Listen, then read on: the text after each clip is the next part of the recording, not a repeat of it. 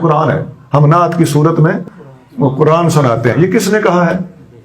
یہ حسان بن ثابت کا شعر ہے، یہ اعلیٰ حضرت کا شعر ہے. یہ جس کا بھی شعر اس نے غلط کہا ہے. ان بزرگوں کا یہ شعر نہیں، یہ کسی اور کا شعر ہے. یہ وہی حامیہ ہے. بھئی آپ کا لکھا ہوا کلام قرآن کیسے ہے؟ قرآن کے مطابق ہوگا تو پھر بھی قرآن کے مطابق کہیں گے، قرآن پھر بھی نہیں کہہ سکتے. قرآن سنت کے مطابق ماشاءاللہ تحقیقی ہے، اچھا ہے، ٹھیک ہے، ماشاءاللہ. قرآن نہیں ہے.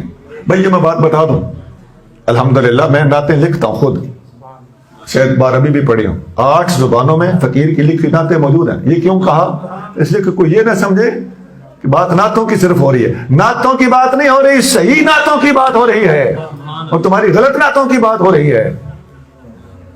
خلاف شرع نعتوں کو ہم روک رہے ہیں. اعلیٰ حضرت کا کلام پڑھو نا، مزہ ہی آ جائے گا.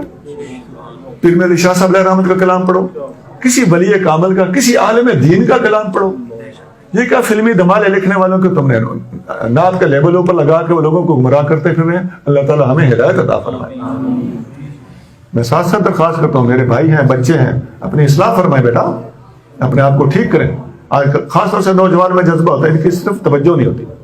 تو مجھے جو میرے الفاظ ہیں نا جن میں آپ کو محسوس ہو کہ تھوڑا سا وہ ڈانٹ ڈپٹ کر رہا ہے، وہ الفاظ ذرا آپ مہربانی کر سیدھا کر لیں. میری نیت پہ نظر رکھیں کہ میں آپ کی اصلاح کرنے کی نیت سے یہ باتیں کر رہا ہوں. حسن ظن سے کام لے لیں. میں دلائل سے بات کر رہا ہوں. کہ دلائل کا جواب آپ کے پاس نہیں ہے تو صرف آپ کے اپنے وہ نفس پہ بن جائے اور آپ کی طبیعت کے خلاف ہو تو آپ اس پہ برا منائیں تو نہیں، قبلہ آپ کو اپنی اصلاح کرنی پڑے. ہم تو کوشش کرتے ہیں کہ بات کریں جس کا ہمیں قیامت کے دن جواب نہ دینا پڑے، اور اگر آپ کو دینا پڑے گا تو اپنی اصلاح کر لیں، تیاری کر لیں. ہم نے سمجھا دیا، آپ نہیں کہہ سکتے کہ ہمیں سمجھایا نہیں تھا. ہم سمجھا رہے ہیں. حضور نبی کریم رؤوف الرحیم صلی اللہ علیہ وسلم کی اپنی حدیث ہو، آپ کا اپنا فرمان عالی شان ہو تو کیا اسے قرآن کہہ سکتے ہیں؟ نہیں کہہ سکتے. حضور کا فرمان قرآن نہیں، حضور کا فرمان حدیث ہے. ایسا ہے کہ نہیں ہے؟ تو قرآن حدیث میں فرق کیا ہے؟ یہی فرق ہے نا کہ فرمان مصطفیٰ کو کیا کہتے ہیں؟ حدیث.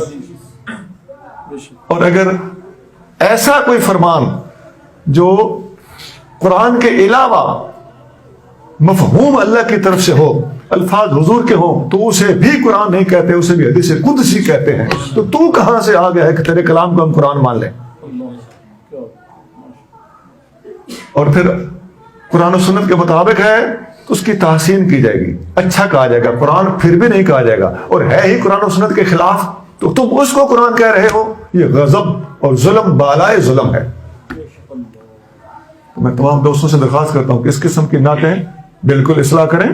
دوستوں کے اچھے دوستوں کو بلائیں اور ان کو بے طرح کے نعت آپ ایشو کریں. یہ نعت آپ نے پڑھنی، سجے کھبے نہیں جانا. جس کو یہ نعت پڑھے گا بچہ کہتے ہیں میں نے نعت پڑھنی ہے، آپ پڑھ لیں. کوئی ہے کنٹرول کہ کون سی نعت پڑھو گے؟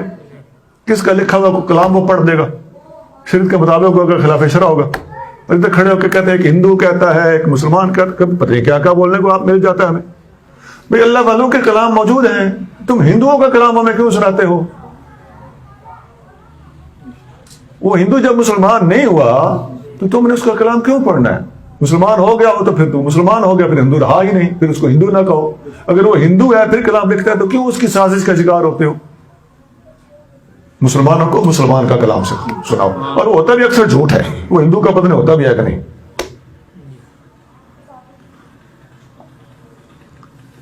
تو کسی نے میرے سامنے کوئی کلام پڑھا کہ وہ ہندو کہتا ہے کہ میں ہندو تو ضرور ہوں لیکن میں منکر غوث اعظم نہیں ہوں. مثال دے رہا ہوں میں، ہو سکتا ہے کسی اور ہستی کا نام لیا ہو، اللہ کے پیارے کا نام لیا ہو. کسی بھی اللہ کے پیارے کا نام لیتا ہے، کہتا ہے میں ہندو ہوں لیکن دشمن حسین نہیں ہوں یا دشمن غوث اعظم نہیں ہوں. خدا کے بندے، یہ ہندو ہوں اس کا مطلب کیا ہے؟ اس کا مطلب ہے کہ یہ دشمن مصطفیٰ ہے. ہندو ہے نا کہ یہ مطلب ہے نا، لیکن دشمن غوث نہیں ہے. یہ نتیجہ کیا نکلا؟ خدا کا خوف ہونا چاہیے، کوئی تحقیق سے کام لینا چاہیے. یہ اس قسم کے مبالغہ آرائیاں، اس قسم کے غلو، اس قسم کی بے تکی بے ڈھنگی باتیں، نہ سر نہ پیر، یہ ہمیں اپنی اصلاح کرنے کی سخت ضرورت ہے. تو اس کا حل کیا ہے؟ اس کا سلوشن کیا ہے؟ اس کا حل یہ ہے کہ ہم اپنی سٹیج پر بالکل چن کے بندے بلائیں، چنے ہوئے بندے کے باوجود اس کو چن کے نعت دیں،